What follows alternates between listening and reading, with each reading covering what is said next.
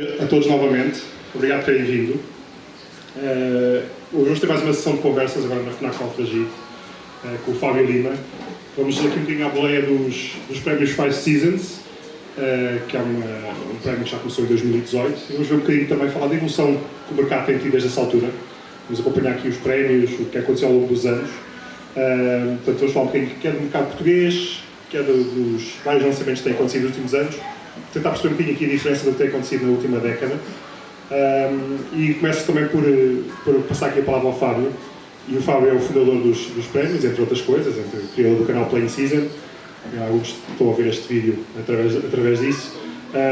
Também é autor de jogos de tabuleiro. E começar por falar com o Fábio só um bocadinho rapidamente sobre, para quem não conhece, o que é que são os Five Seasons, como é que funcionam em termos de prémios. Então, o grande objetivo dos Five Seasons é premiar aquilo que melhor é feito em Portugal e por portugueses. Portanto, é esse o mote destes prémios. Como é que funcionam? Temos sempre uma votação, portanto, é feita uma pré-seleção dos diferentes jogos que foram lançados nesse ano. Portanto, em janeiro de 2026, lançaremos os prémios respectivos aos lançamentos de 2025 e depois de categorizados, os jogos vão à votação. Temos sempre duas macro-categorias, portanto, jogos nacionais e jogos internacionais. E depois temos também o júri. Aliás, 50% da votação é dada pelo público, portanto, por toda a comunidade. Os outros 50% são dados por um júri formado por produtores de conteúdo de diferentes partes do país, que utilizam diferentes meios para produzir esses mesmos conteúdos sobre jogos de tabuleiro. E, portanto, é a soma destas duas percentagens que nos dá, então, os vencedores em cada uma das categorias.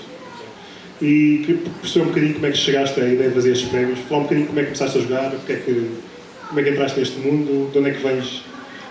Então, consigo ser muito rápido. Portanto, eu sempre joguei e, enquanto adolescente, também jogava muito aqueles jogos de dedução, tipo Cluedo, também os party games, mas depois, em 2015, estava a fazer um projeto, juntamente com a Ana, para Macau, e de repente encontro um jogo chamado Tokaido. E é a partir daí que eu abro a caixa de Pandora, vou ao Board Game Geek, percebo que existe muito mais coisas, e acho que vem um bocadinho ao de cima esta ideia de eu passo os meus dias agarrado ao digital, se calhar preciso de uma coisa offline para me entreter, vou assim dizer. Já para não falar que isto permite também estimular toda a tua área social e, portanto, a relação com o outro, conhecer o outro, a própria body language, portanto, microexpressões que podem surgir, portanto, essa parte também acabava por me fascinar. Daí até à criação do canal passou um ano, portanto, isto surge em 2015, o canal em 2016, e foi uma forma de fazer algo que eu achava interessante. Não existiam produtores de conteúdo na altura, portanto, não era, isto já vai fazer 10 anos para o ano, portanto, já foi há algum tempo. E comecei a criar vídeos, porque não havia conteúdo em português, apesar de existir lá fora, e surge de forma muito amadora, portanto, fazer um vídeo com uma pequena câmera que eu tinha lá em casa, e as coisas foram crescendo e evoluindo naturalmente. Até que eu sentia que começaram a surgir mais pessoas, mas sentia que até havia algum incentivo por parte das editoras a que as pessoas competissem umas com as outras. Isto porquê? Porque o mercado era pequeno, as editoras começavam a perceber a importância de não serem só elas a fazer conteúdo e terem outras pessoas a criá-lo e a publicá-lo também nas redes sociais, e isso foi algo que me fez sentido durante uma parte, mas depois deixou de me fazer completamente sentido. Então, achei que se nos outros países existe esta ideia de premiar aquilo que é feito no próprio país, se existe um orgulho em mostrar o que é que são os jogos desse país, por que não fazermos isso em Portugal? Mas senti que não podia ser um projeto meu, que não fazia sentido ser eu a votar ou ser eu a fazer essas escolhas, e era importante que fosse toda a comunidade a manifestar-se. Poderia ser realmente só uma votação de 100% por parte do público, mas também senti que, existindo outros produtores de conteúdo, era necessário que eles também tivessem uma palavra. E, portanto, surgem, então, os primeiros prémios. O mercado era tão pequeno que foi necessário fazer a soma de 2 anos, portanto, 2017 e 2018. E é um bocadinho a partir daqui que depois surge esta ideia. Inclusive, chama-se Five Seasons, porque só existiam 5 categorias. E o Seasons vem do canal, do Playing Season, mas começa porque só tínhamos 5 categorias e havia o bónus do jogo português do ano, que era um conceito que era assim um bocadinho abstrato na altura, agora está mais concreto, na altura era abstrato.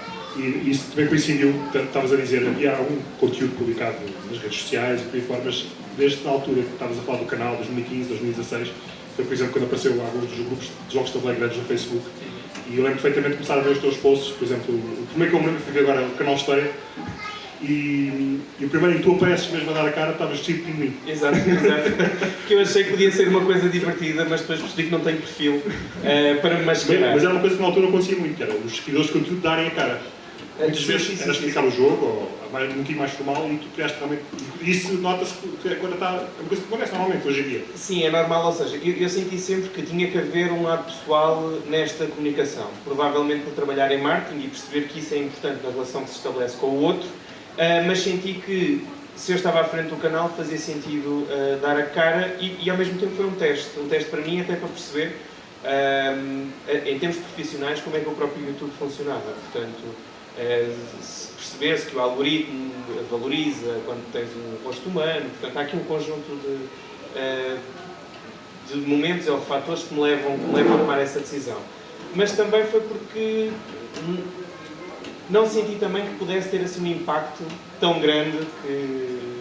Ele estava vestido de pinguim porque era sobre um jogo de pinguim. Exatamente, só por causa disso, exato.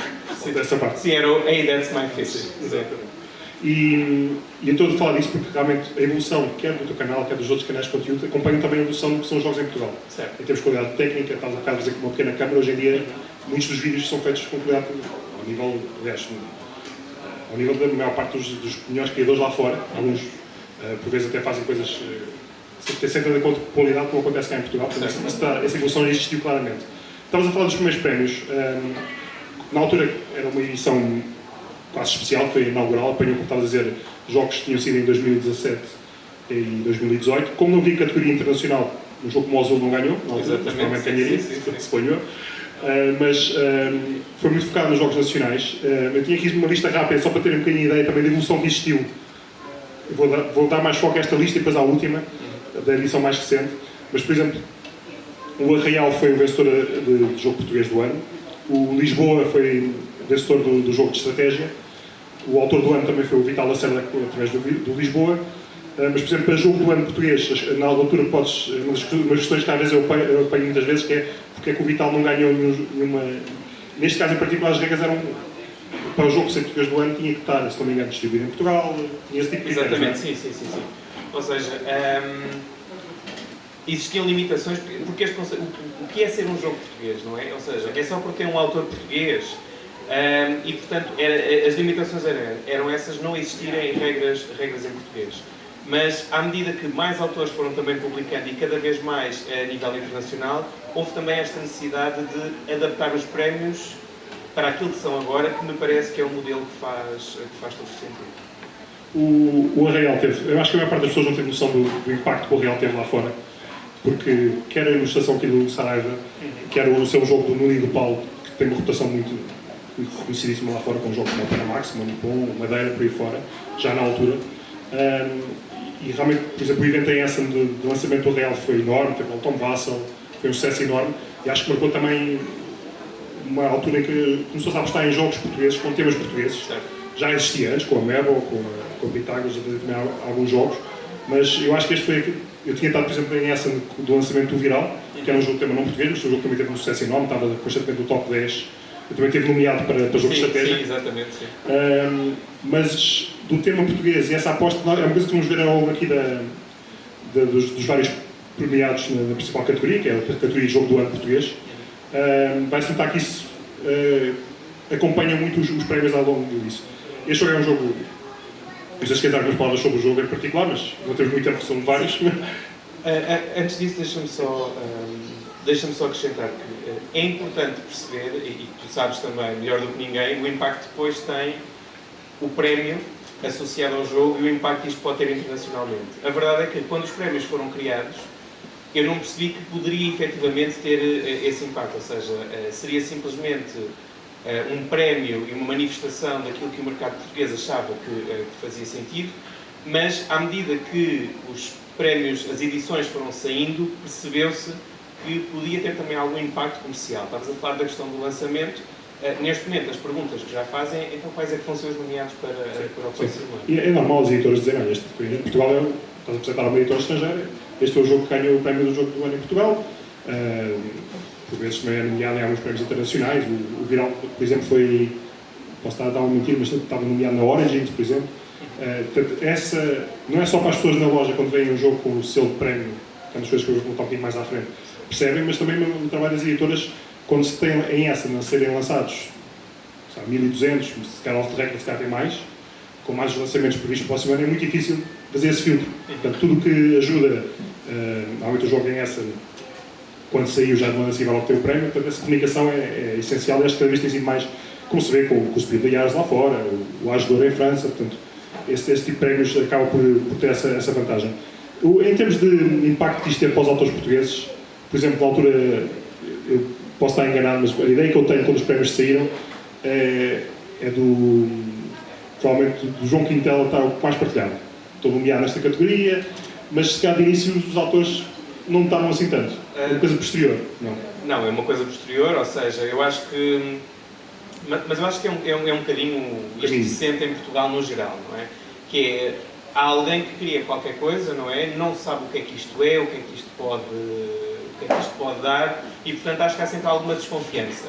Mesmo por parte das editoras do género, ok, tudo bem, pronto, se queres fazer isso, faz. Nunca houve sequer esta questão da própria... acho que isto podia dar uma ideia deturpada de que os prémios poderão ser financiados por alguém, portanto isso não acontece de todo, portanto é sempre algo isento e a votação, inclusive os próprios elementos do júri, a votação é anónima, portanto ninguém sabe em quem é que as pessoas votam, e eu acho que isso é a parte benéfica também, é a parte positiva desta votação. Mas lá está, ou seja, houve primeiro essa reticência, não é? Mas depois da primeira edição e de se perceber o impacto que a Real teve, aí começou a perceber-se que, ok, isto até pode ser algo interessante e poderá ajudar-nos de futuro a fazer qualquer coisa. E lá está, o Real tem uma presença brutal em cima da mesa, a arte do Nuno funciona muito bem, o Nuno fez aqui um ótimo trabalho, e depois é o impacto da primeira edição que leva a repensar os prémios e a como é que isto poderá ser no futuro e que pessoas é que devem estar envolvidas nas diferentes categorias. Eu ia falar agora para 2019. 2019 teve mais categorias, depois não sabe, teve também o Internacional, já falamos um bocadinho, mas percebeste que a indústria se calhar precisava de prémios, por exemplo, como estamos a falar do Nuno, para a capa, para a ilustração. Certo. Em particular, tenho aqui uma piada. Este jogo foi feito por Luís de Lima, que é um dos principais pintores atuais, e não ganhou. Ganhou o Pedro Codesse, que hoje em dia tem uma carreira, na altura era quase desconhecido, mas hoje em dia faz ilustrações para jogos. Portanto, essa ligação a artistas de meios diferentes e ver a evolução deles ao longo dos anos é uma coisa que eu acho que é muito giro. O prémio, eu fui olhar para trás e pensei, Pedro Codesse ganhou assim. Não foi o Luís de Lima, como alguns conhecem, tem desenhos incríveis. E desenhos, pinturas, neste caso. Mas também fez bastantes ilustrações para jornais, neste caso para o Porto, que é um desafio que na altura o Mebo fez. Como é que te vês essa alargada a novas categorias? Achas que foi natural? Foi uma coisa... Para mim é um processo natural e eu acho que isso também acontece porque começa também nessa altura um momento de desenvolvimento do Hércules. E eu começo a perceber toda a estrutura, ou seja, quem são as pessoas que trabalham numa editora, que meios é que tu necessitas para criar um jogo, o que é necessário para promover um jogo, o que é que poderá ajudar ou não a destacar um jogo. E, portanto, nós sabemos que a capa é das coisas mais impactantes para quem não conhece um determinado jogo e, como é óbvio, o trabalho dos ilustradores tem que ser reconhecido. Portanto, para mim, essa foi das coisas mais naturais, enquanto categoria, a surgirem. Depois... Foi também no rescaldo agora do Wingspan, do ano passado. Exatamente. Tinha sido nomeado no ano anterior. Foi nomeado neste ano. Portanto, e isso marcou, de alguma maneira, a indústria. Estas quase aguarelas, estas coisas um bocadinho mais não sei, técnico, um bocadinho mais neutras, mais os bases. Sim, mais pastel. Mais pastel, exatamente, esse é o termo. Portanto, nota-se também uma evolução grande desde essa altura, provavelmente. Sim, eu acho não só internacional, mas também em português. Sim, o que muda essencialmente nos jogos de tabuleiro, temos vários aqui com ilustrações muito bonitas. O Takenoko já foi lançado em 2010, se não estou em erro, e provavelmente é dos primeiros que segue este caminho. Ou seja, percebeu-se que os jogos podem ser complexos e serem bonitos. que eu acho que era um estereótipo que existia, que era jogo bom tem que ser feio, porque estava muito associado àquela ideia dos Eurogames, que era aquilo que era a tendência de mercado.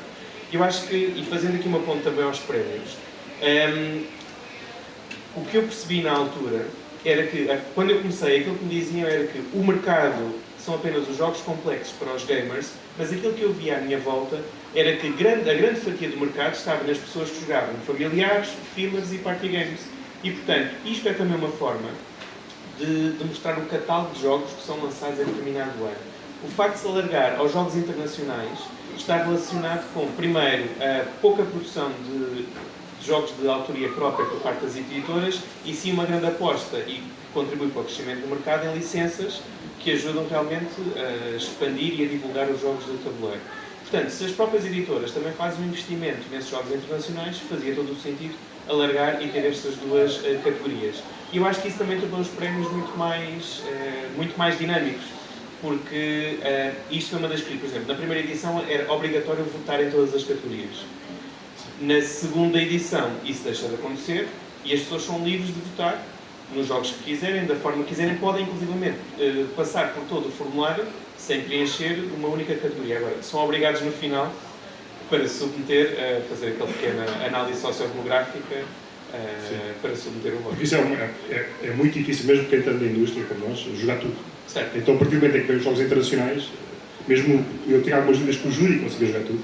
Eu sei que tu provavelmente jogas tudo. Sim, tento jogar mas o é máximo difícil. possível. A questão é, imagina, eu neste momento já tenho a lista dos jogos que vão sair para 2026. Portanto, há uma preparação grande da minha parte, tento experimentar o máximo de jogos possíveis. Qual é que seria o ideal? Seria todos os membros do júri terem pelo menos os jogos por parte das editoras. Agora, também sei que essa parte é difícil, é uma gestão complicada e não há também meios para o fazer. A questão é, dentro do possível e do melhor, é aquilo... Eu falei com vários jurados, portanto, leio as regras. Não tenho as jogo, mas li as ou regras. veem vídeos, Jogam online, às vezes. Portanto, a questão é, fica depois à responsabilidade de cada pessoa. Ou não. Sim, a única diferença é que o público não tem que votar em todas as categorias, os membros do júri e os produtores de conteúdo, sim, são obrigados a votar em todas as categorias. Acho que 50% garantido. Exatamente. Eu estava aqui só a olhar rapidamente para o que estavas a falar. Por exemplo, falando da parte do mercado internacional, nesse ano saiu o Léo, o jogo infantil pela Devir, o clássico pela Mebel, na categoria o Holding, que foi um dos primeiros lançamentos da Divercentro, o Istanbul Jogo de Dados, o Wingspan, o King of Tokyo, uma expansão, o Detective Club, que é uma categoria party. Na altura, por exemplo, já havia um prémio de distribuidor, que na altura depois acabou por desaparecer, mas que foi a Devir, considerado o melhor distribuidor em Portugal. Portanto, isto é só os vencedores. Portanto, além disto, cada categoria, às vezes tem 3, 4, 5, 6. Sim. Portanto, é uma quantidade muito grande, está a sair já nesta altura, acho que houve esse boom. Portanto, é realmente complicado conseguir o público em geral acompanhar tudo. Portanto, isto é um bom resumo, de alguma maneira, do que é que está a sair. E para ter noção, ou seja, a primeira edição houve a necessidade de juntar 2 anos. Neste momento, para 2025, a necessidade é limitar o número de nomeados. Exato.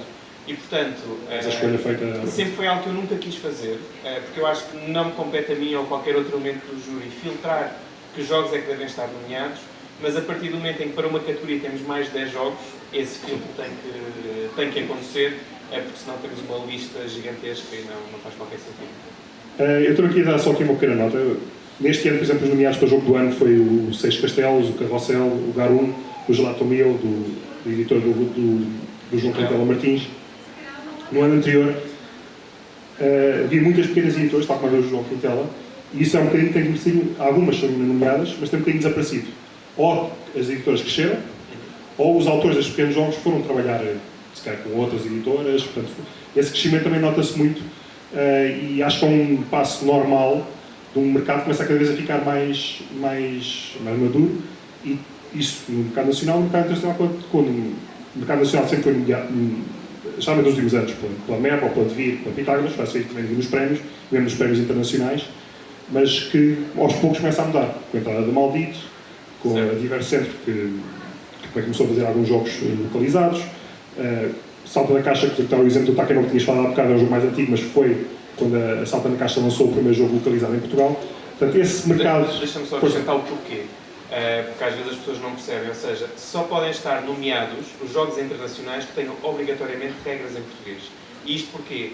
Porque é a forma de nós também premiarmos o esforço e investimento que é feito por parte das editoras. Que é totalmente diferente trazeres um jogo e distribuí-lo com regras em inglês, ou a própria editora ter o trabalho e o investimento de fazer uma edição própria. Passando aqui para 2019, fechando 2019, vamos passar agora para 2020. O ano da pandemia. O ano da pandemia. Podíamos esperar que seja um ano mais lento, mas não. Não. Aconteceu o contrário. Na categoria nacional, por exemplo, acho que foi o único ano em que houve esta categoria, Print and Play. Sim. Relacionado muito com a Foi a pandemia. única vez que aconteceu. Por causa da pandemia, as pessoas começaram a ficar em casa, os autores começaram a fazer jogos que eram fáceis de imprimir. O vencedor foi o Paper Roll and Write, sobre aquele mítico acontecimento de as pessoas comprarem o papel higiênico todo. Portanto, eu sinceramente, na altura, que trabalhava na Mabel Games, notei muito as pessoas a comprarem puzzles. E estava em casa fechada, portanto também não sei o que estava a acontecer na casa das pessoas. Mas muitas pessoas dizem o contrário, que foi uma altura de boom dos jogos de tabuleiro. Consideras que isso aconteceu? Eu concordo, e principalmente acho que é o grande boom dos modos solo, dos jogos para 2 jogadores. Acho que não tanto durante a pandemia em si, mas depois do primeiro confinamento. Ou seja, as pessoas perceberam que existiam jogos de tabuleiro, diferentes daqueles que conheciam, e que poderiam ser coisas giras e atividades interessantes para fazerem. Eu lembro-me de ter algumas sessões, até no Playing Season, de jogar virtualmente com outras pessoas e ser algo diferente, dinâmico. Portanto, acho que todos temos memórias dessa fase, não é? Parece que já foi há 20 anos atrás, mas foi há pouco tempo. Mas acho que deixou uma marca, principalmente nestes 2 segmentos. Eu lembro, por exemplo, de jogar um jogo de estilo trivial, da família trivial, online. Certo. A filmar as cartas, estavam os nossos amigos que estavam no Discord, onde fosse. Era isso. Portanto, havia isso, mas a presença física para mim foi difícil, porque como deixei de ir aos grupos jogar jogos de tabuleiro, senti um bocadinho, se calhar não está a jogar, não. Porque se calhar disse as pessoas normais em casa que não estavam propriamente no mundo dos jogos, ganhamos novos autores. E eu acho que foram também à procura de formas de se entreter. Sim. E principalmente também de entreter os mais pequenos. Sim. E aqui também se nota uma certa aposta nos jogos infantis e nos filas para ajudar a alavancar um bocadinho esse mercado. Eu lembro-me de mandarem milhares de encomendas de puzzles, madrugadas, uma a uma, a traumatizar com puzzle, mas eu percebo. Nesse ano também nasceu, já estava a acontecer um bocadinho, se calhar, não queria dizer o Wingspan, mas este tipo de jogos, como tu dizes, tem um modo solitário muito forte. Quando tu estás a jogar também a interação entre os jogadores não é muito forte. Não há aquele influência muito grande no que é que o outro está a fazer, deixas ele construir o seu próprio mecanismo, o seu próprio engine, a sua própria estratégia, sem muita interferência. E o Café, que foi provavelmente assim, o maior sucesso da Pitágoras ainda hoje é. Eu acho que provavelmente é o jogo português mais vendido a nível mundial, em número de unidades, porque é um jogo pequenino, é um jogo que tem uma mecânica excelente e tem tudo isso. Não sei se quer dar uma opinião sobre o Café e sobre a linha que veio a seguir. Sim, eu gosto particularmente do... Aliás, eu gosto dos jogos todos que aqui estão, confesso. Também sou fã. Mas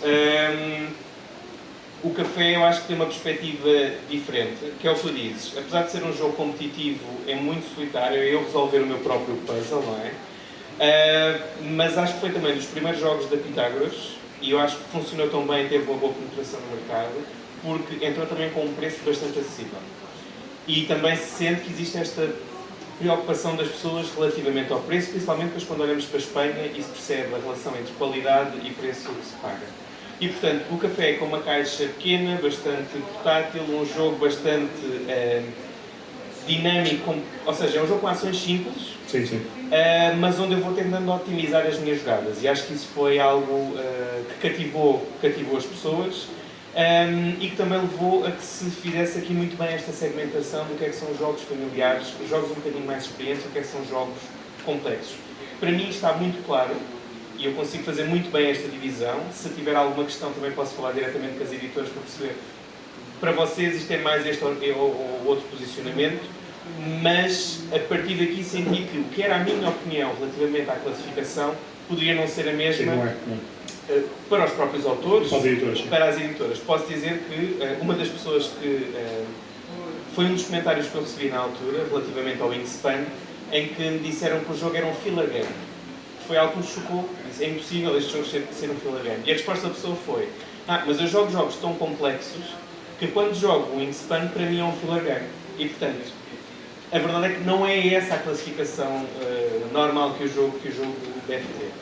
Mas fazendo a ponto com o café é exatamente isso. Ou seja, houve a necessidade de, apesar de ser um jogo com regras simples, esta ideia do puzzle é uma coisa mais, vou-lhe chamar mais estratégica, mais complexa do que um jogo familiar deverá ter. E é por isso que ele é... É um jogo que, por exemplo, eu sinto que não jogo bem, hoje em dia. Okay. Não joguei tantas vezes, tenho dificuldade a ganhar. Okay. Porque, apesar das regras serem super simples, fazer um mecanismo na minha cabeça eu não consegui, e acho que sou uma pessoa que joga bastante bem em alguns jogos, este em particular não, porque é um jogo que eu percebo isso. E essa diferença, especialmente quando olhas de fora da indústria, eu percebo que é um jogo que famílias podem jogar, mas eu acho que, se não me engano, estava nomeado como um jogo estratégico. Exatamente. Mas realmente tem esta profundidade estratégica, e a mesma classificação está aqui a dizer 10 anos, portanto eu percebo esse salto para, se calhar, já para adolescentes, mais por aí fora. Enquanto alguns, por exemplo, o Porto, que é um bocadinho, a mecânica é excelente, é um dos meus jogos favoritos. Antes eu cheguei a ter o jogo do top 10 dos meus jogos favoritos, porque para um mercado familiar é excelente. Sim. Tem aquela oportunidade do Ticket to Ride, por exemplo. Está ali no nível certo para esse tipo de público. Portanto, essa alteração da classificação acho que faz todo o sentido. E queria só falar mais uma questão sobre o café, porque nasceu nesta altura uma parceria que vamos continuar a ver, e vemos atualmente o mercado, que foi com. Já agora o café do caso disso, o Orlando é o autor do Porto, aqui atrás, o Orlando sabe, vamos falar mais dele à frente, porque alguns dos prémios são dele. Do Costa e do Rolo o café, mas em termos de ilustração, a Marina Costa, acho que foi a primeira vez que ela fez um jogo também, mas tanto quanto eu. Que eu saiba que foi a primeira vez. Mas foi uma parceria que está a funcionar extremamente bem, vamos ver a seguir. E isso, tal como aconteceu um bocadinho cá com a Real, que passa uma ideia de identidade portuguesa. Não sei se tem essa sensação. Eu percebo o que quer dizer. Eu acho que a capa também é muito impactante. O conteúdo já acho que pode surpreender, não é? Ou seja, o jogo tem pouca ilustração, a grande ilustração está nos cafés em si. Sim, e aí foi feito um bom trabalho. Mas lá está, fez com que a Marina também vencesse o prémio nesse ano. Portanto, para a Marina eu também sei que foi importante e que também ajuda a conseguir destacar-se. E para mim, confesso que me dá também algum orgulho poder destacar os diferentes intervenientes do processo da criação do jogo. E aqui claramente que fazia todo o sentido. Perfeito. Vou agora saltar para 2021. Vamos continuar neste tema. Só saltar aqui para baixo. Metê-los aqui fora. Portanto, em 2021 temos aqui o Pedro Silva, na nossa plateia, que fez este maravilhoso 28. Que, obviamente, quando eu digo que o prémio é de 2021, as pessoas de cá não têm noção. Este jogo começou a ser trabalhado, Pedro, que é 2018, 2019, por aí, não é? Portanto, é um processo muito longo. O Pedro, na altura, eu conhecia o Pedro da mesma universidade com o irmão do Pedro, eu já conhecia o Pedro de algumas convenções, e na altura veio falar connosco, eu tinha aqui esta ideia deste jogo, portanto já está em 2019, 18, 20, e ver como é que o jogo estava. E o Pedro também é muito bom em design gráfico. Ver como é que o jogo acabou agora é uma diferença astronómica, porque há sempre adaptações que a editora faz ao mercado. Neste caso foi um exemplo típico da editora a criar um produto que dissesse algo ao público internacional, e dá-se muito em feiras internacionais. Eu andei no Elétrico em Lisboa quando lá fui visitar, quer vai este jogo. E às vezes é direto, não sabem nada sobre o jogo. Mas também é aquela questão da identidade portuguesa. Isto é Portugal. Certo. Neste caso é uma imagem um bocadinho mais contemporânea, o ilustrador fomos por esse caminho na altura. Podia ter sido uma coisa bem mais clássica, como o café, como estava a dar o exemplo, mas qualquer uma deles mostra realmente o que é Portugal. E só para dar uma ideia nesta altura, alguns jogos que saíram, um jogo sobre o Zoo de Lisboa, o Zookeepers, o mercado de Lisboa também é portanto, nota-se muito que Lisboa estava na moda, como ainda está. Este boom turístico, e isso acontece muito também na edição, ser um título que para uma editora portuguesa faz todo o sentido. Já agora, a lista é enorme, eu não consigo falar de todos os lançamentos, porque ficámos aqui o dia todo, mas o André Fernandes ganhou o prémio de ilustração.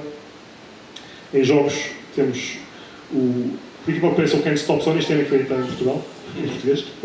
O jogo já... Exato. Tanto o Takenoko, como tínhamos falado há bocado, o Summer Pavilion do Azul, portanto já uma edição posterior, o Arnak, obviamente ganhou o prémio complexo, O Ilha de Gatos, o Later Rivals, neste caso a expansão. O Wonderful World, na altura saiu, ganhou no prémio, neste caso no modo solo. O Everdell ganhou na categoria de Artwork Internacional, que, mais uma vez seguindo ali a linha do X-Plane deste tipo de jogos. O My First Stone Age, no caso da categoria Kids. Na versão portuguesa temos o Mercado de Lisboa no jogo mais estratégico, o 28 na versão familiar e o Castle Party na versão principiante. Pois esta informação está toda numa página que o Fábio criou no Board Game Geek, compilada de alguma maneira. E também está sempre associado na entrada de cada jogo, tem sempre a nomeação e o prémio que poderá ter vencido. Estas categorias foram sempre sendo muito mudadas, por necessidade, porque na alturas em que não havia, como a disseste, neste momento já não houve print and place, desapareceu. Foi uma mistura dos dois.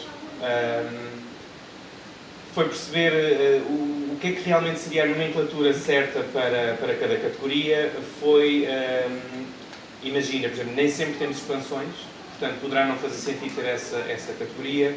Por exemplo, nessa altura ainda tínhamos o prémio para modo solo internacional, ilustração internacional, mas também não faz sentido termos prémios com cerca de 30 categorias, também acho que já é too much.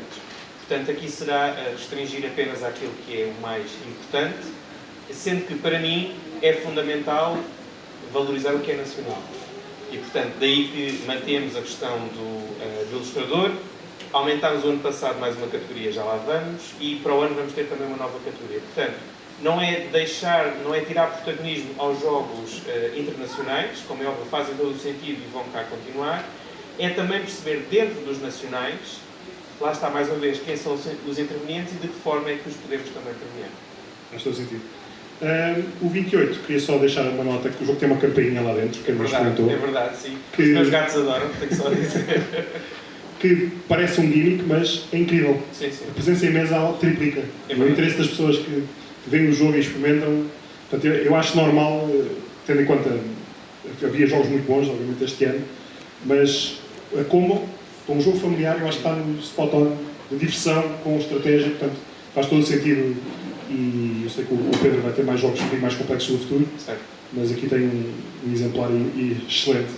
E deixa-me só acrescentar uma coisa que é curiosa, que é, no início dos prémios e a própria evolução do mercado, os dois vencedores são jogos familiares, depois temos o Café, na altura da pandemia, um jogo mais estratégia, voltamos aqui a um familiar e a partir daqui há uma viragem naquilo que o próprio público português também começa à procura. Vamos saltar então para 2022. 2022 a vitória na categoria de jogo do ano foi o Pop Soa. Este é um jogo que, se vocês forem à internet procurar as reviews lá fora, por exemplo, os mais conhecidos, que o Chapéu e assim, não posso dizer nome que está em direto, eles nem sequer perceberam o conceito do jogo. Em termos de conceito, o que é que são heterónimos? Não faziam a mínima ideia. Achavam que ele era uma pessoa esquizofrénica, quanto muito, máximo, mas fez chegar o tema Pessoa e o jogo Pessoa e as mecânicas que o Orlando Sá criou neste jogo a vários mercados. E o jogo é único nesse sentido. O jogo tem uma complexidade um bocadinho variável, porque o jogo pode ser jogado só com o jogo base, mais familiar, ou então jogar um jogo todo com vários modos que vamos acrescentando. Eu prefiro, obviamente, o jogo completo. Acho o jogo muito complexo, muito completo com tudo. Tem os poderes variáveis, portanto, mas a mecânica, o esoterismo associado, o poder estar na cabeça de pessoa, estar na cabeça de pessoa, eu acho que é uma implementação brilhante de um tema português. Mas como eu estava a dizer, juntando tudo já é um jogo um bocadinho mais para o complexo. Mas sabes que eu não acho mais essa estratégia de termos um jogo base que, apesar de ter alguma complexidade, permite jogar e perceber o jogo, e se o quiseres tornar mais complexo ou adaptar às necessidades do grupo, podes igualmente fazê-lo. E eu acho que isso também foi muito valorizado pelas pessoas e também é uma tendência de mercado. As próprias editoras começam a ir nesse sentido. Precisamos que as pessoas joguem uma primeira versão, se interessarem podem tornar a experiência mais complexa. Neste ano eu acho que foi um dos anos muito fortes nas categorias. Existiram muitas editoras também, já como estávamos a dizer há bocado, Maldito, Diversem, Salta da Caixa, muita gente a fazer jogos. Só para dar uma listagem dos nomeados para jogo do ano, está o Pessoa, o Dom Pierre, o Évora, o Game Set Match do jogo Intel, também está como Évora, o Évora foi editado pela Mebo Games, o Hércules, já vamos falar um bocadinho dele, do Fábio, o Mosteiro, o Palmel, o Quinto Império 2, o Violent and the Grand Penice, da IG Games. E isto só na categoria principal, para as outras pessoas internacionais, o Kids, que está ali embaixo, um jogo. Não sei se ainda está em número 1 de Kids, na BGG, na ranking do BGG, mas se não está, ainda deve estar muito próximo. Teve muitos anos no primeiro lugar, um jogo excelente para jogar em família, um Legacy, com uma complexidade que não é habitual ao jogo infantil. É verdade, mas funciona muito bem. Mas funciona extremamente bem. Foram edições do Next Station London, do Jackpool, do Canvas, um jogo extremamente bonito, por exemplo. O Milfiore, na versão mais expert. O Party Cooperativos, o Paleo. Nível nacional, o Weather Machine com o Vital Lacerda, o Lacrimosa da Devir, Quinto Império 2, The Red Cathedral, a expansão, já nesta altura. O modo solo do Pessoa foi o vencedor e a Marina, como estávamos há um bocado a falar, dá para ver claramente os traços desta ilustração. Podia aproveitar então para falar um bocadinho do Herpes. Tu fizeste uma coisa que eu acho que faz todo sentido, mas que é difícil, que é, eu tenho um jogo, sou a primeira vez que estou a fazer um autor, o meu jogo não pode ganhar porque os prémios estão muito associados a... Certo. Apesar de, obviamente, ser um prémio que não é só teu, mas podias ter sido perfeitamente dizer, eu não voto neste, e os outros conteúdos votam. Mas, no entanto, decidiste um bocadinho diferente, que é, ok, o jogo pode ser nomeado, portanto, obedece a isso, mas nunca vai ganhar. Foi um sentimento agridoce. Esse ano não foi fácil, não foi um ano fácil, porque houve exatamente essa questão. Ou seja, tendo eu criado o Hércules, a grande dúvida era o que é que se faz. E acho que liguei a imensa gente, acho que inclusivamente falámos os dois também. E a decisão que eu tomei na altura foi: o Hércules está nomeado porque faz todo o sentido estar nomeado como qualquer jogo, mas não vai estar a votação porque eu faço parte do júri e foi a minha decisão consciente. Se me arrependo, talvez, mas acho que é importante dizer isto, porque ao mesmo tempo sinto que o jogo podia ter tido outra promoção e poderia, imagina, agora em 2025 lança 2 jogos e a dúvida é o que é que vai acontecer. Eu já tomei a minha decisão, portanto a decisão está tomada, ok? Mas é importante não interferir e aqui foi do género, ok, é preferível os prémios continuarem, porque acho que faz sentido continuar a promover o mercado, do que estar aqui a criar alguma entropia. Eu na altura, mais ou menos na nossa conversa, e eu acho que foi a decisão certa na altura, porque deu credibilidade aos prémios, e percebeu-se, quem não estava talvez a perceber, olha, isto não é só o Fábio, apesar do Fábio estar envolvido, mas isto pode acontecer, como estás a dizer, com qualquer outro dos stands. Claro. Nesta altura, qualquer um dos jurados pode, aliás... Isso acontece, ou seja, quando, imagina, o André Santos, que tem também, é produtor também de conteúdo no Gamificent, sempre que há um jogo dele nomeado de um ano, ele não faz parte do júri, portanto, estava muito claro. Os tens a cara, de alguma maneira. Certo, portanto, e era a primeira vez que me estava a confrontar com essa situação e, portanto, foi tomada essa decisão. De qualquer das formas, posso dizer, o Hércules ganhou um prémio, portanto, estes são os troféus que nós temos, e posso dizer, o Hércules ganhou o prémio de melhor jogo nomeado e não votado. Portanto, isto foi só uma pequena piada. E porquê? Porque na altura, como é que também fazíamos a revelação dos prémios?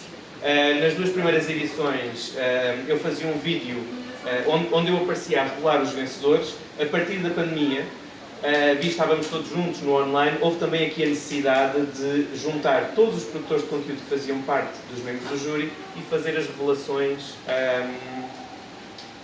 como se fosse uma cerimónia normal. O ano passado fizemos uma coisa diferente, em que na Leiria Con nós revelámos todos os vencedores. O que reforça esta ideia de que os produtores, ou seja, que não é um projeto meu ou do Playing Season, é um projeto da comunidade e dos produtores, porque cada um dos produtores ia entregando os diferentes prémios, cada um dos produtores anunciava também uma determinada categoria e, portanto, é nesse sentido que nós vamos continuar.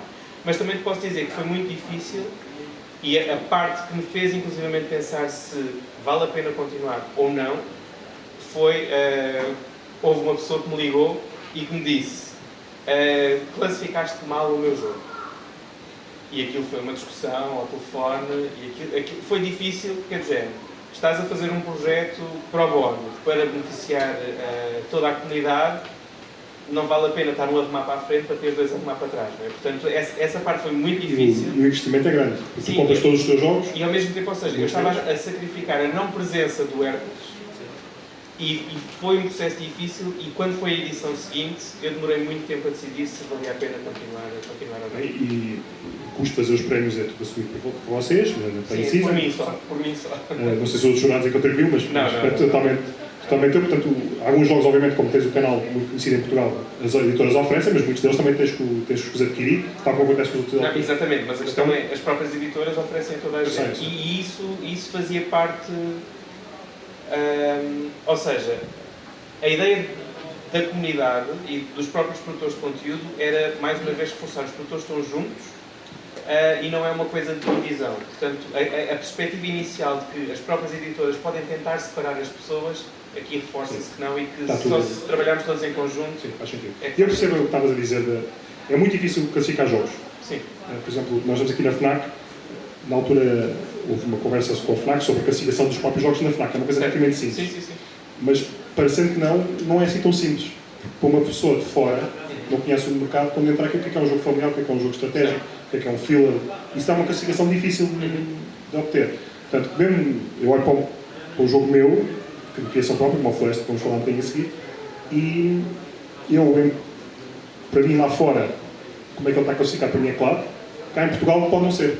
Eu posso ter essas dúvidas, portanto eu percebo, mas já existindo o esforço, essas críticas às vezes... Não, mas esse feedback foi importante para mim, porque no ano seguinte não fui apenas eu a classificar.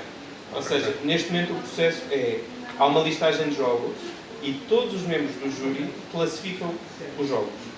Onde o jogo tiver a maioria das classificações é essa a categoria.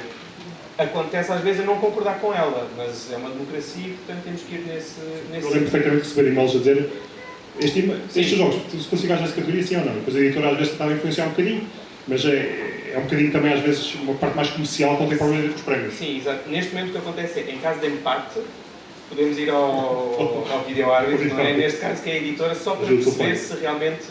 Mas imagina, também já houve classificações de o Asian Tigers, que é um jogo bastante complexo, pessoas a dizer que era um jogo familiar.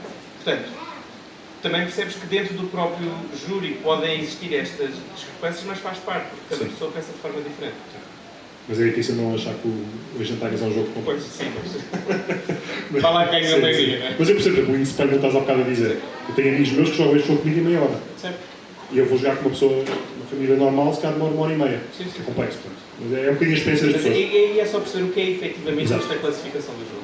Eu gosto muito da classificação que o Board Game Geek faz. Sim. Está lá descrito exatamente o que é que... E depois funciona como tu dizes, a votação. Os jogos lá dizem o que é que acham de cada jogo. E aquilo vai mudando. Vai mudando o ranking conforme... Portanto, acho que a democracia é capaz de funcionar melhor neste caso. Certo. Vamos passar agora aqui para 2023. O Orland Sá fez o Satay e foi o primeiro autor a ganhar 3 Play Seasons de autor. 3 prémios de... Five Seasons. 3 jogos em que foi o vencedor do jogo do ano. É um jogo que se calhar um bocadinho nada mais complexo que alguns dos anteriores. Assim, acho que é mais ou menos uniforme. A concorrência era grande e muito variada. Coisas como o caso do Alexandre Monteiro, o Gods of Rome do António Zalara, o Lata, também do Costa e do Vol, na sequência do Café, o Lunaris, também mesmo os autores, o Missão M e o Neotópia, que também era do Orlando, mas com a autoria do André Santos. O Orlando tem estado muito forte nos prémios, tal como neste exemplo aí, que também tinha feito o Neotópia através da Memo Game. Apesar de ele não estar em Portugal, portanto ele está emigrado na Europa, trabalha na Europa, na Bélgica, continua a ter uma relação fortíssima cá em Portugal. O que é que achas que isso contribui para isso? Obviamente ele é um autor excelente, mas podia também, como já faz, jogos também em outras editoras, mas continua com essa relação em Portugal, apesar de quase nunca gastar. Portanto, a presença dele em eventos, feiras, o que é que achas que... Eu acho que tem a ver com o facto de ele ser português e já ter qualquer coisa editado em Portugal. Como é óbvio, os jogos são sempre muito bons, mas nós próprios sabemos, o Pedro também sabe, que é sempre muito mais fácil começares a conversa em Portugal, não é? Falas a mesma língua, já tens um jogo editado, portanto, acho que para iniciar o processo é mais fácil. Mas também te digo que é mais difícil editar em Portugal. Porque como o mercado é mais pequeno, as editoras são muito mais seletivas, porque fazem 2 lançamentos no máximo por ano. Portanto, acho que isto também reflete, e eu estava a ter esta conversa com a Espanha em Essen, em que nós temos a certeza de que os jogos portugueses que saem são jogos que saem com qualidade. Não, a editora não edita só porque tem que editar, só para fazer número, só para continuar a ter presença no mercado. Quando edita, tem que ter realmente um bom produto para apresentar. E é efetivamente isso que acontece com os jogos do Orlando. São realmente bons jogos, estão pensados para um público muito específico. Portanto, o Orlando sabe perfeitamente que o Porto é um jogo familiar, o Celta já é um jogo mais complexo e está pensado para outro público e está tudo bem com isso. E, portanto, acho que é apontar muito bem para o seu público e fazer a comunicação nesse sentido. Eu achei a vitória do Celta na altura surpreendente, porque é um jogo mais complexo, um bocadinho diferente do que estava, somente havendo outras opções, se calhar mais familiares. Tu achas que grande parte disso também tem a ver com o marketing que se faz? Este caso em particular, porque as pessoas votaram, apreciam um bocadinho mais jogos, um bocadinho mais estratégicos. Porque este é um ano difícil de escolher. Eu olhava para isto e não era difícil. Eu não sabia o que é que escolheria. Eu posso dizer que acho que sim e acho que não, e posso dar essa resposta pelo Pessoa. Porque o Pessoa saiu em janeiro desse ano e venceu os prémios. E toda a gente achou que, como foi lançado em janeiro e na altura de essa deixa de ter tanta comunicação, que o jogo tinha caído no esquecimento. Portanto, por um lado sim, como é óbvio, um jogo com mais buzz vai suscitar mais interesse, que as pessoas o experimentem, os próprios produtores de conteúdo, ao fazerem conteúdo, isto vai gerar aqui, desculpem, um pequeno interesse por parte das pessoas que poderão condicionar também o voto, mas sinto que as pessoas formulam muito bem a sua opinião quando jogam o jogo. E, portanto, se experimentaram e jogaram e gostaram, significa que tem tudo para... E acho que dificilmente podes mudar a tua opinião. Quer dizer, podes experimentar todos, mas se há um que tu adoras, dificilmente vais conseguir mudar a tua opinião. Normal. Nesta área da indústria ou noutra? Os gostos das pessoas nessa questão é igual. Eu tinha aqui, só para dar uma vista de olhos também nos vencedores de 2023 na categoria internacional, tínhamos o Exit Kids, na categoria Kids, na linha muito conhecida Exit, desta altura fizeram esta pequena incursão na versão Kids, o District Noir para 2 jogadores, o Porto Royal Big Box no card game, o Next Station Tokyo, depois de Londres, o Cascadia com a salta da caixa a apostar em lançamentos com jogos internacionais com resultados mais que comprovados, o The Wolves, o Expert da Bebo Games, o Party Game foi o That's Not the Net, que também está ali pequenino, da Ravensburger, se não me engano, das primeiras vezes que a Ravensburger ganhou um prémio. Mas também é das primeiras vezes que a Ravensburger lança em português. Que lá está, é o critério para... Exatamente. Também tiveram também na altura em Leiria, uma aposta claramente sem mercado também português, e o Cards no Co-op. O mercado português, sendo periférico, consegue absorver tantas edições portuguesas, ou que o caminho é fusões, como aconteceu com o Maldito com a Devir? O que é que tu achas que vai acontecer aqui Porque continua a ser um mercado, ainda é muito verde, ainda há muita coisa a acontecer. Certo. Eu acho que há pouco espaço, parece-me que há pouco espaço para em Portugal isso acontecer. Porque existem poucas editoras, mas que concentram grande parte do mercado. Em Espanha, a fusão da Devir com o Maldito foi um assunto até bastante polémico ao início, não é? Mas houve um bom equilíbrio e as coisas estão alinhadas neste momento e os espanhóis também já coabitam bem com esta ideia.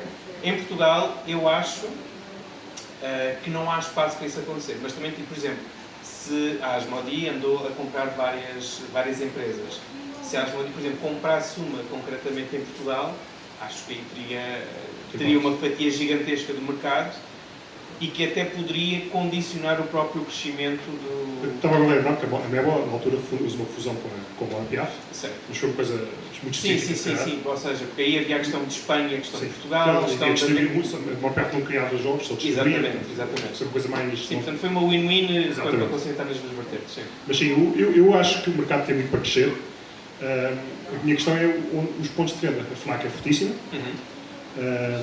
mas não há muitas lojas de hobby. Talvez exista no futuro. Portanto, também o espaço para novos produtos é sempre limitado por quando é que eu consigo vendê-los e quantas pessoas é que eu vou conseguir chegar novas, porque se estamos este é o máximo está cheio de jogos. Portanto, vamos a uma loja da FNAC para o Natal, já não há mais espaço para ter jogos. Certo. Eu conheço, neste momento, bem a realidade espanhola e é completamente diferente. Ou seja, eles apostam muito nas lojas da especialidade, contudo, neste último ano sentiu-se o processo inverso em que começa a apostar-se no mass market, exatamente. E, portanto, percebe-se que os nichos são importantes, mas é que para o mercado também crescer precisamos de chegar, e notas isso também no tipo de jogos que vão saindo. Ou seja, jogos como o Flip 7, jogos de cartas, preços baratos, é uma grande tendência de mercado. E porquê? Porque precisamos que as pessoas comprem até de forma regular, principalmente se não estão habituados a jogar jogos de tabuleiro, para depois poderem passar para os níveis seguintes.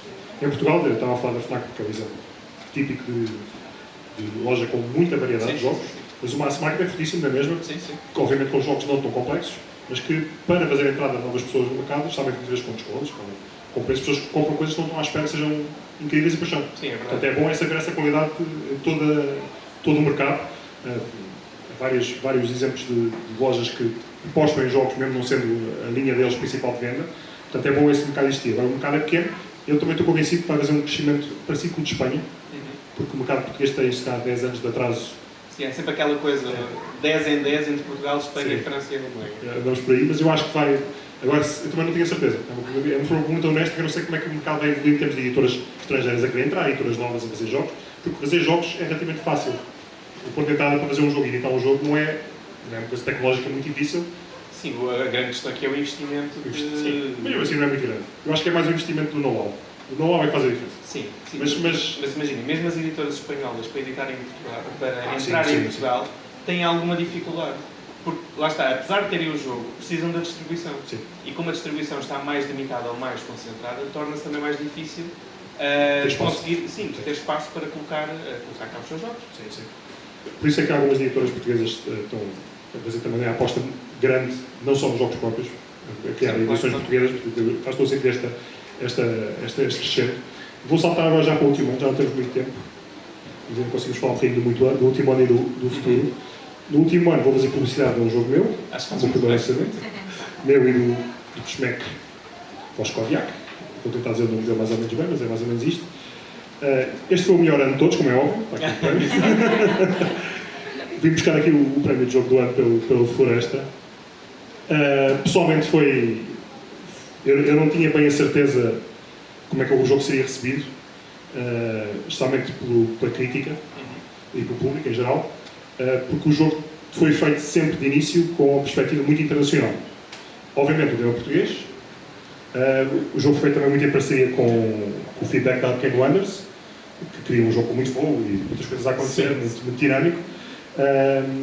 E sinceramente acho que funcionou muito bem. Qualquer uma das versões que nós fomos testando, o Schmeck e eu estávamos bastante confiantes que o jogo estava bastante... A base era muito sólida, porque qualquer alteração que se fizesse funcionava muito bem. Mas acabei por ser surpreendido, de forma que a votação mais equilibrada de sempre. Sim, é verdade. Vou dar aqui, se não me engano, acho que o Agentize ficou em segundo, certo? Muito perto. O Agentize, do Nuno e do Paulo, que eu acho que são autores incríveis. Portanto, só estar a esse nível para mim já era top. E foi decidido por poucos votos do público, se não me engano. Sim. A votação... E isso é a parte gira, não é? De vivermos nesta democracia, porque houve uma grande divisão nos membros do júri, houve uma grande divisão no público, e depois é a soma dos dois que dá o resultado final. Mas foram as minhas relações... Exato. Com o marketing. Exato, o teu marketing pessoal. Sim, mas é isso, ou seja, foi um jogo bem recebido, e o que eu sinto é que, independentemente do resultado final, as pessoas ficam confortáveis com o resultado e gostam do resultado final. Okay? Imagina, uma das coisas que eu pensei, poderia ser interessante fazer um género de All-Stars. Imagina, quando fizer 10 anos, todos os que ficaram em segundo lugar voltam a competir. Quem sabe? Poderia ser uma coisa interessante. Mas acho que isso até poderia ajudar a trazer jogos que já foram publicados há mais tempo e trazê-los de novo à ribalta. Este ano tinha o Apanhar o Galo do Costa, o Agentize do Paulo, o Portiça do Manel, o Game Create 7 do Miquel Sousa, o Luzias também tinha sido criado por mim, e o Stephens também do Costa e do Rola. Portanto, é uma lista muito forte, bastante variada, mas mesmo nesta categoria de jogos assim um bocadinho mais pesado, que é qualquer um destes jogos, quase que eu disse, perfeitamente encaixaria num prémio. Portanto, acho que para mim foi um conhecimento grande e na altura disse eu acho que fez uma diferença grande, porque eu estava muito à altura a apostar em também começar a ser criador de jogos, e isto não é uma validação, não estou a fazer pelo prémio, mas de alguma maneira, especialmente quando eu estava preso no elevador em Leiria, tentei receber o prémio e não conseguia chegar a horas. E eu ansioso à espera que tu chegasses. Pronto, foi aquelas coisas que acontecem. Mas deixa-me só acrescentar uma coisa, porque neste ano foi introduzida a categoria do designer gráfico. Sim. Que eu acho que é extremamente importante, porque muitas vezes as pessoas experimentam o jogo em termos de mecanismos pode ser muito bom, mas depois as pessoas empancam com as regras, a forma como estão paginadas, se a iconografia não é perceptível, tem uma má experiência de jogo e um jogo que tinha muito potencial e depois não concretiza. Eu diria que é dos pontos mais fortes do mercado português, dos autores, dos designers gráficos portugueses, e acho que faz todo o sentido. Neste ano, por exemplo, a Joana Novaes não ganhou com Lusíadas, e o design gráfico eu acho lindíssimo, mas o Conservas foi o design gráfico através do João Duarte Silva, que eu não conheço pessoalmente, mas está excelente, tem uma iconografia muito clara. E isso permitiu, agora que falaste no João, que venceu o prémio, isto permite-nos também perceber o que é que outros portugueses estão a fazer nesta indústria. Portanto, o João é fortíssimo em Espanha. Só este ano ele tem 3 ou 4 jogos lançados que têm design gráfico. Portanto, mais uma vez é uma montra do que é o talento português, não só para quem cria, mas para quem também participa neste meio.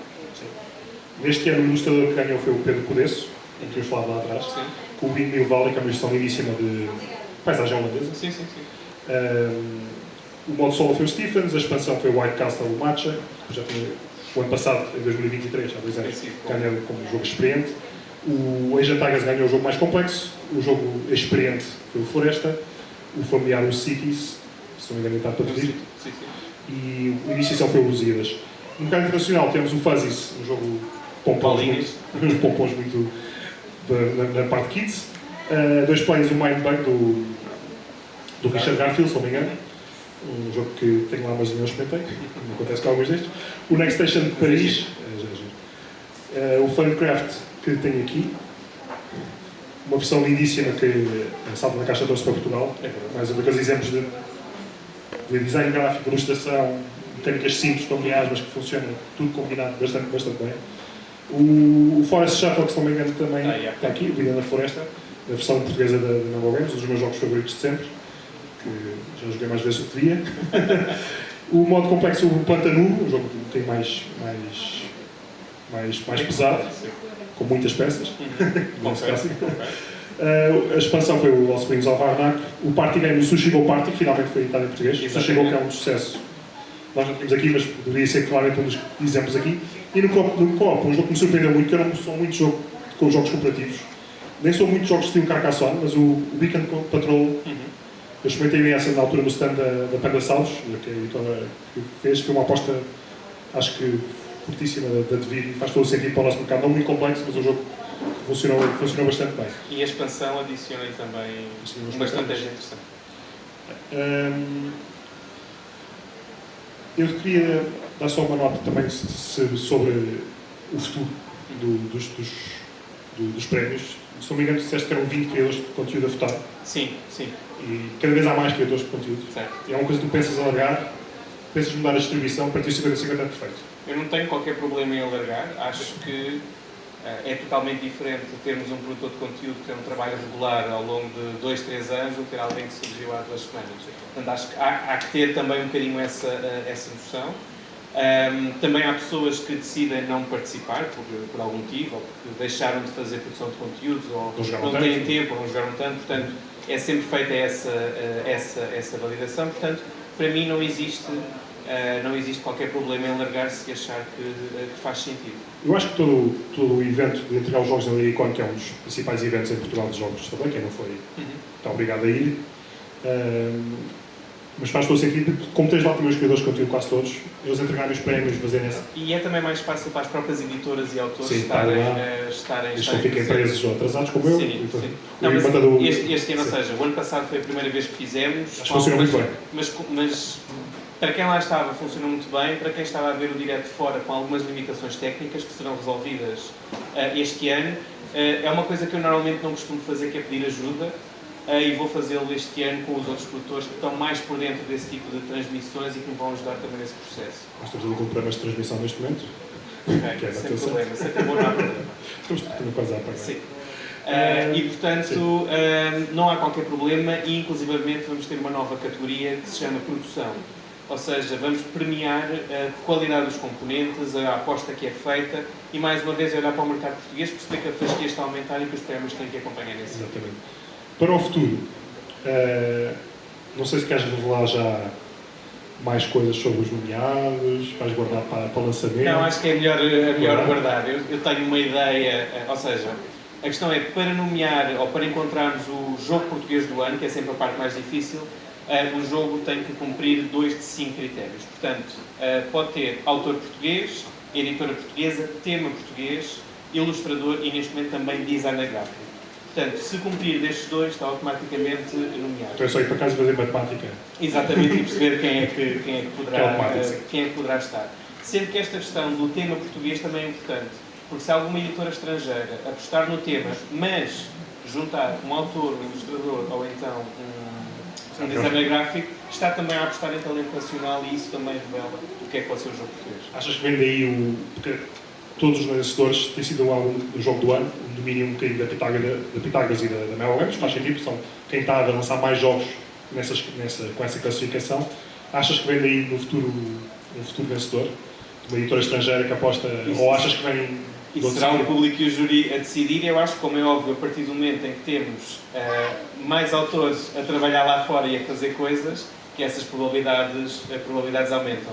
Até porque, juntamente com o prémio de jogo do ano, automaticamente a editora e o autor vencem também os respectivos prémios. Portanto, pode acontecer que, se não tivermos, por exemplo, uma editora portuguesa a vencer, esse prémio não é atribuído, mas os outros são, que é o jogo português do ano e o autor português do ano. Acho que faz todo o sentido. Estava aqui a ver se tinha alguns pontos. Tinha aqui mais um ou dois pontos, mas já estamos quase na hora. Queria só aproveitar para passar o público. Se alguém quiser fazer alguma pergunta, aproveitar, mãos no ar. E também queria fazer se ninguém quiser, faço eu uma pergunta ao Pedro Silva, muito rapidamente. Ui, ele está. Que ele desse umas palavras como é que este jogo influenciou, como é que o jogo, a distinção ao 28, te fez ver o mercado e as possibilidades de continuares a criar jogos para o futuro. Já não está a filmar. Olá, boa tarde a todos. Bom, tudo o que seja de valorizar o jogo de tabuleiro como produto cultural é de valor e é sempre positivo. Os prémios Five Seasons, em particular, onde valorizam o mercado nacional, é ainda um foco onde eu tenho especial atenção, porque estou envolvido de uma forma mais ou menos direta. O facto dos prémios estarem a adaptar ao mercado também vejo-se com muito bons olhos. Eu próprio dei algumas sugestões ao Fábio, não só a obrigatoriedade de votarem todos os itens da lista. É verdade, a culpa foi minha. Não fazia muito sentido eu estar a validar determinado jogo onde eu nem sequer os experimentei, porque isso para mim não fazia muito sentido. O facto de terem alargado os itens válidos para considerar um jogo apto para usar em prémio, ou pelo menos para ser votada em determinada categoria, também ajuda imenso. No caso do Vital Lacerda parece-me bastante gritante. Portanto, o facto de teres adaptado os prémios a essas possibilidades, não só não obrigar a ter regras em português, mas ok, se houver algum que ter envolvido de alguma forma, design gráfico, que eu aplaudo e também tinha feito essa sugestão um pouco mais tarde. Ilustração, obviamente, a produção também vejo isso com algum interesse e faz algum sentido também ver esse leque a esse lado. Os olhos, não é só a ilustração da caixa do jogo, que vem do jogo, da produção em si, a presença de mesa, além do tema, além da jogabilidade, que às vezes já é depois do produto comprado, e outras vezes é assim. Mas são tudo fatores a levar em conta e os prémios têm-se adaptado a essa realidade e eu vejo isso com muito bons olhos. E o 12 meses, quando ganha? Eu espero, pelo menos que esteja nomeado, que é sinónimo que teria editado a partir de julho. Daqui a 2 anos. Vai estar a ser lançado. Se não conhecem a capa, é excelente. A capa foi revelada há relativamente pouco tempo. A mecânica que eu já experimentei assim muito rápido. E o tabuleiro está a ser fechado, teve agora um step deck, a entrada de um developer à última da hora, está a fazer alguns ajustes de última hora, mas está praticamente concluído. Eu espero agora de Invicta quando já ter o artwork fechado, pode ser que para levar um próprio, mas fechado. Mas, sim, espero eu que seja sinónimo que foi editado como prometido em julho do próximo ano e, portanto, será supostamente nomeado daqui a 2 anos. Na categoria de design gráfico e jogo do ano, espero. Já não será um público familiar, como estava balizado no 28, mas é um jogo muito mais complexo, com a duração também, a história do que é um jogo complexo. Vocês estavam a debater é bastante discutível. Sim, sim. Pode ser complexo, regras simples, complexo na maneira como o jogo é, em termos estratégicos ou táticos, é levado à mesa, ou simplesmente é complexo, porque também houve regras de 56 páginas. Quer dizer, é difícil, é mesmo um assunto complexo de avaliar. De qualquer maneira, como tu tens as coisas agora, parece-me bastante consensual, mesmo a parte em que, ao nível da complexidade, em que gaveta este jogo vai ser entrado, se tu abris o leque a todas as votações, ganha a maioria, portanto, de qualquer maneira estás defendido, não te podem apontar o dedo no jogo, está determinada a gaveta que eu considero de forma errada, quem quer que seja, tenha dito isso. Lá terá as suas razões, mas lá está, depende, é um bocadinho do ponto de vista de cada um. E pronto, agora relativamente aos prémios, é um bocado feito por carolice, todos sabemos que tem grandes ajudas e sem grandes interesses em termos económicos do Fábio, e portanto, palmas também com o Fábio por esta insistência que trazem mais valia aos jogos de tabuleiro no geral, mas em particular aos jogos de alguma forma com participação portuguesa. Palmas para isso e obrigado à parte inteira. Obrigado. Então, se não houver mais perguntas, agradecer a todos que terem cá estado. Obrigado ao Fábio por aceitar o convite. Obrigado ao Carlos. Uma pergunta, força. Não é minha, mas veio aqui do direto, portanto, Ok. era do Coincidice. Eu pergunto quais eram as novidades para este ano, portanto, para o próximo ano dos prémios, e entre parênteses acho que dizia non-game related. Não sei se queres responder. Não acho que haja nenhuma non-game related.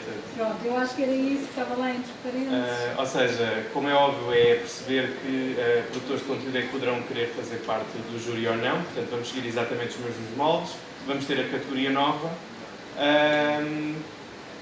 e pronto, penso que do que está definido, mas lá está, é daquelas coisas que isto é a minha ideia, há sempre uma reunião com os produtores para perceber como é que vão ser os moldes finais, mas em princípio será esta a questão. E vai-se manter na Leiria Con? A ideia é manter com a Leiria Con, portanto estou a falar também com eles para podermos manter os mesmos moldes e acontecendo isso com melhores condições para podermos ter uma transmissão em direto que depois fica também nos diferentes canais. Bom, obrigado também aqui ao Carlos, que foi o impulsionador deste evento, que nos convidou. E obrigado pelo convite. E também ao grupo de Wargamers da Amadora, que é o parceiro deste evento. E obviamente obrigado à FNAC por continuar a apostar em jogos e convidar-nos para falar um bocadinho do que está acontecendo a nível nacional e também internacional dos jogos. É isso mesmo. Obrigado a todos. Obrigado.